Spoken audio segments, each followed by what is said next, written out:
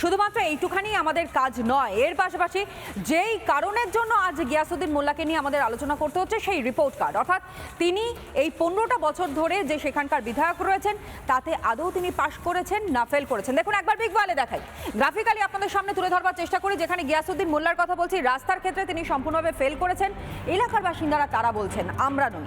পাশাপাশি দেখাই পানীয় জলের ক্ষেত্রেও ফেল করেছেন, কারণ পানীয় জলের সংকটে সেখানে দীর্ঘদিনকার সমস্যা, তা কোনোভাবে সুরাহা কিন্তু এখনো হয়নি। তৃতীয়ত সেতুর ক্ষেত্রেও তাকে ফেল, অর্থাৎ তিনি যে সম্পূর্ণভাবে ফেল করেছেন তা এলাকার বাসিন্দারা বলছে। আর তার পাশাপাশি স্বাস্থ্য ক্ষেত্রেও ফেল করেছেন, কিন্তু পাশ করেছেন তাহলে কিসে? সেটাই তো সব থেকে বড় বিষয়। এবার দেখাই প্রতিশ্রুতি ভঙ্গের ক্ষেত্রে এত বড় বড় বুলি আওড়ানো হয় কিন্তু তা পূরণ হয় না, এটা অন্ততপক্ষে তৃণমূলের সঙ্গে সমর্থক হয়ে গিয়েছে, যে কারণের জন্য পাশ মার্ক দিয়েছেন সেখানকার বাসিন্দারা। এমনকি ভোটারদের সঙ্গে বঞ্চনা করা হয়েছে। নির্বাচনের প্রাক মুহূর্তে দাঁড়িয়ে পরিযায়ী শ্রমিকদের মতন তাদের মুখটা দেখা যায়, কিন্তু তার পরবর্তী সময় আর কাউকে দেখা যায় না। সুতরাং সেদিক থেকেও পাশ। আর উন্নয়নের ভুয়ো প্রচারও চালানো হয়েছে, এতেও তিনি লেটার মার্কস পেয়েছেন। আর গোষ্ঠীদ্বন্দ্ব সে তো ছেড়েই দিন, তাতেও কিন্তু অন্ততপক্ষে 90 থেকে 95% নাম্বার পেয়ে তিনি লেটার মার্কস পেয়েছেন বলে অন্ততপক্ষে সাধারণ বাসিন্দারা তারা বলছেন। আর এই ছিল আমাদের রিপোর্ট কার্ড, অর্থাৎ বিধানসভা নির্বাচনের আগে 294 আসনে যারা যারা বিধায়ক রয়েছেন তারা আদৌ কতটা কাজ করেছেন আর কতটা কাজ করেননি, মানুষের প্রতিশ্রুতি ভঙ্গ কতটা করতে পেরেছেন, কতটা করতে পারেননি। কিন্তু যাকে নিয়ে আলোচনা তিনি বা কি বলছেন, রাখি শুনুন। আজকে জনসংখ্যা বেড়ে যাচ্ছে, গ্রামের থেকে বাইরে যাচ্ছে, মাঠের মধ্যে বাড়ি ঘর হচ্ছে, অনেক জনসংখ্যা বেড়ে যাচ্ছে।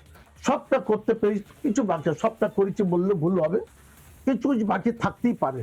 মানে কি বলবো, ব্রিজ আমাদের কাঠের ব্রিজ ছিল সর্বময় 10টা, ব্রিজটা স্যাংশন হচ্ছে কিন্তু অনেক ঘর ভাঙতে হবে, দোকান ভাঙতে হবে, সেই জন্য ব্রিজটা থমকে গেছে। একটা অঞ্চলের স্বাস্থ্য হয় না, উপস্বাস্থ্য হয় না, সেটা হচ্ছে শেরপুর। জায়গা না পাওয়ার জন্য আমি শেরপুর উপস্বাস্থ্য কেন্দ্র করতে পারি না। দেখুন বর্তমানে আমাদের বাংলার বাড়ি এমএলএদের কোনো ক্ষমতা নেই, এমএলএদের কোনো রকম হাত পারেন না, সুপারিশও এমএলএদের নিচ্ছে না।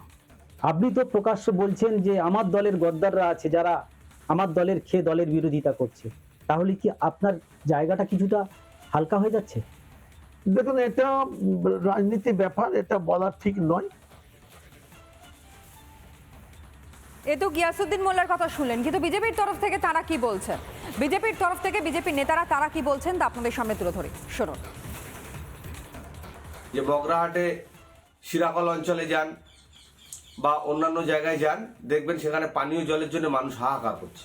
মানুষ খেটে খুঁটে নিজের টাকায় পাইপ বা ট্যাপ বসিয়েছে বাড়িতে, কিন্তু সেখানে এখনো পর্যন্ত জল এসে পৌঁছায়নি।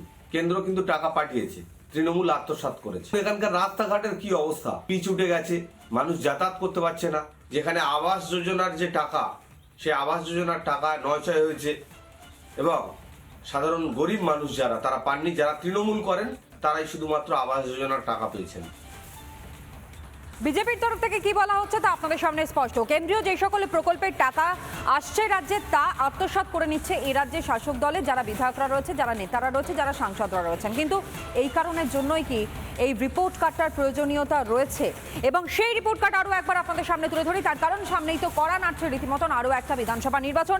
যেই রিপোর্ট কার্ডের ছবিটা আপনাদের সামনে রেখেছি, যেখানে স্পষ্ট রাস্তার ক্ষেত্রে ফেল করেছেন মগরাহাট পশ্চিমের বিধায়ক গিয়াসউদ্দিন মোল্লা, অন্যদিকে পানীয় জলের ক্ষেত্রেও তিনি ফেল করেছেন, স্বাস্থ্য শিক্ষা সব দিকেই পিছিয়ে রাখছে এ রাজ্যের শাসক দল তৃণমূল কংগ্রেস গোটা বাংলাকে। সেতুর ক্ষেত্রেও ফেল করেছেন গিয়াসউদ্দিন মোল্লা, আর পাশাপাশি স্বাস্থ্যের ক্ষেত্রেও কিন্তু ডাহা ফেল করেছেন তিনি। অন্যদিকে পাশ করেছেন কিসের ক্ষেত্রে? প্রতিশ্রুতি ভঙ্গ হোক, মানুষের আস্থা ভরসা অর্জন হোক এবং ভোটারদের সঙ্গে বঞ্চনা করা হোক, প্রত্যেকটা ক্ষেত্রে তারা পাশ করেছেন।